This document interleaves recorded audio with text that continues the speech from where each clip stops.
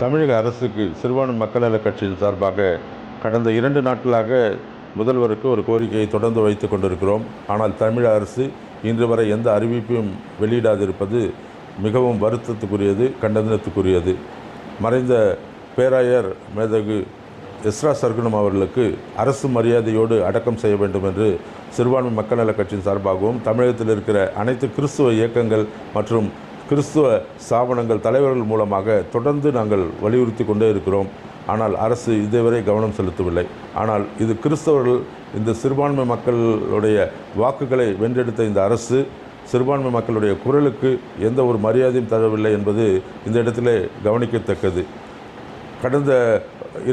கடந்த சில நாட்களுக்கு முன்பாக மரித்த ஆதிபராசக்தி பீட சித்தர் மேல்மருவத்தூரில் இருக்கிற பங்காரு அடிகளார் என்பவர் மரித்தபோது அவருக்கு தமிழக அரசு ஓடிச் சென்று அரசு மரியாதை செலுத்தியது. ஆகவே இந்த தேசத்தில் என்ன நடக்கிறது? இந்துக்களுக்கு ஒரு நீதி, கிறிஸ்தவர்களுக்கு ஒரு நீதியா?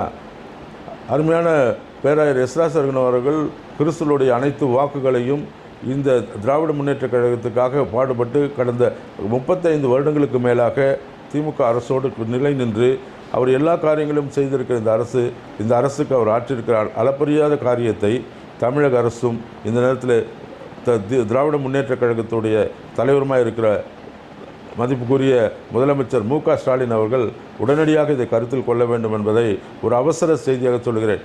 நாளை அவருக்கு அடக்க ஆராதனை இருக்கிறதுனால இதுவரை நீங்கள் அறிவிக்காதிருப்பது தமிழகத்தில் இருக்கிற கிறிஸ்தவர்கள் எல்லாம் மிகவும் மனவேதனைப்பட்டிருக்கிறோம். பல கிறிஸ்துவ ஸ்தாபனங்கள், நிறுவனங்கள் எல்லாம் ஏன் இந்த அரசு இப்படி செய்கிறது? இவர்கள் கிறிஸ்தவர்களுக்கு பாதுகாப்பாக இருப்போம் என்று சொன்னார்கள் அல்லவா? இவர்களை நம்பித்தானே நாம் இவர்களுக்கு வாக்களித்தோம் என்ற ஒரு கொதிப்பான நிலையை இருக்கிறார்கள்.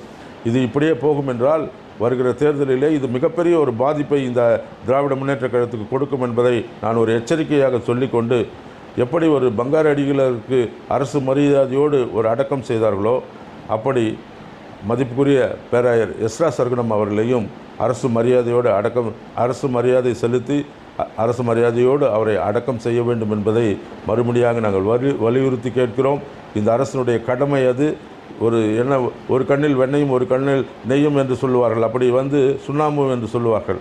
அப்படி ஒரு இந்து சாமியார் இறந்தால் அவருக்கு அடக்க ஆராதனைக்கு இதே திராவிட முன்னேற்றக் கழக அரசு செய்யும்.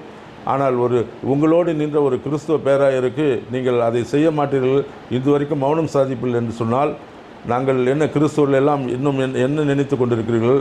எங்களுடைய ஓட்டுகள் மட்டும் உங்களுக்கு தேவை, ஆனால் எங்களுடைய தலைவர்களை நீங்கள் மதிக்க மாட்டீர்கள், எங்களுக்கு எந்த ஒரு மரியாதையும் இல்லை என்பதைத்தான் இதை காட்டுகிறது. எனவே அரசு உடனடியாக இதில் கவனம் செலுத்தி